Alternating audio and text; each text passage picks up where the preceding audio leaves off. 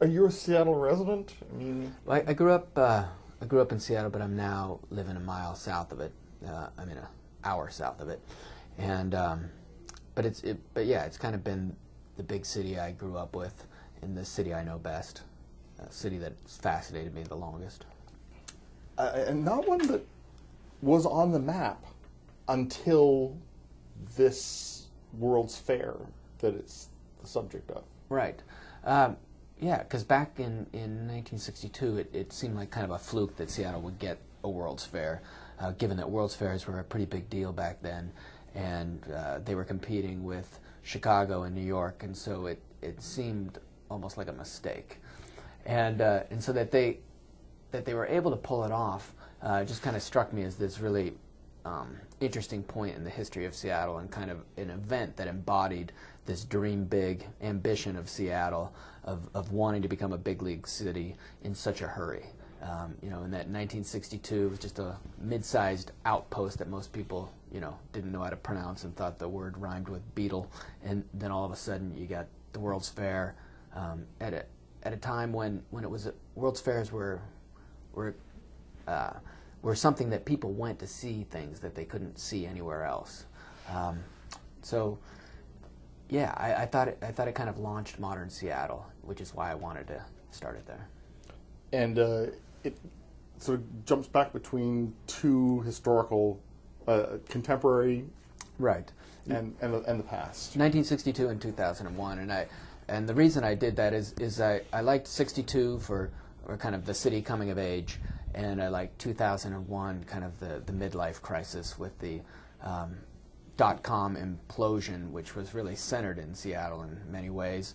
And so you had the economy was in the tank again, and the boom bust city had busted again, and I liked the power of kind of old Seattle versus new Seattle, going head to head, chapter by chapter, as a way to try to illustrate the city. Let's talk about the sort of protagonists in each frame. Okay. In the 60s, we've got this amazing man who's driving the project, and he's taken over from the man who first got the idea. Right.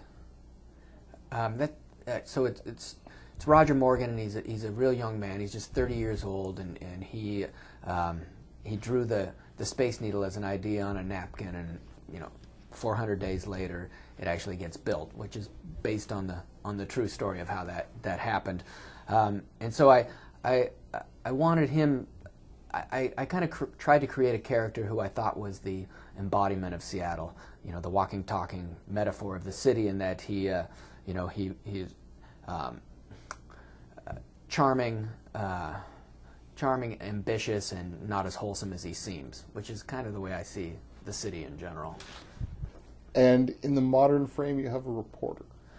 Right, so I wanted somebody to come in, since Roger is kind of the quintessential Seattle booster, ambitious optimist. I wanted to have somebody come in from the East who wasn't immediately wowed by the city, and who was skeptical and cynical about just how charming the city was, just how much of a legend Roger deserved to be, and whether the fair was even a big deal in the first place. So I wanted somebody to come in with a critical eye on everything, and so that is the collision I set up as well. You pick an interesting time, because the fair is literally opening day when the book starts. Yeah, and I thought, well, that's interesting, because all the hard work that Roger did is basically over. All the arm twisting, all the pleading, all the come on, all the right.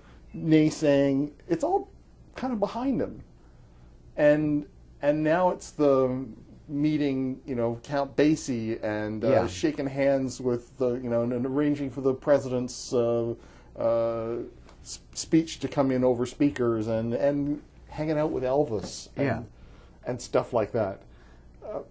I'm trying to figure out why choose that. Why not do more of the build up, Roger in action?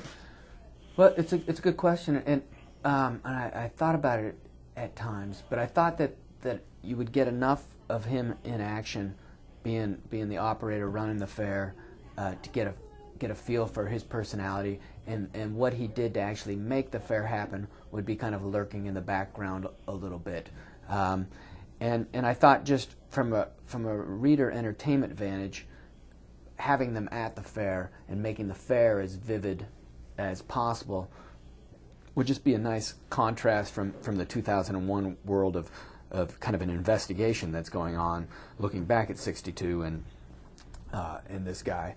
And so, yeah, I found the fair itself just to be a good stage that I wanted to play on. And so the stuff beforehand, you know, I mean, if I was going to rewrite it, would I try to tunnel more of that in there somehow? Maybe, I'm not sure. The book is Truth Like the Sun. I've been speaking with the novelist Jim Lynch, and Truth Like the Sun is published by Knopf.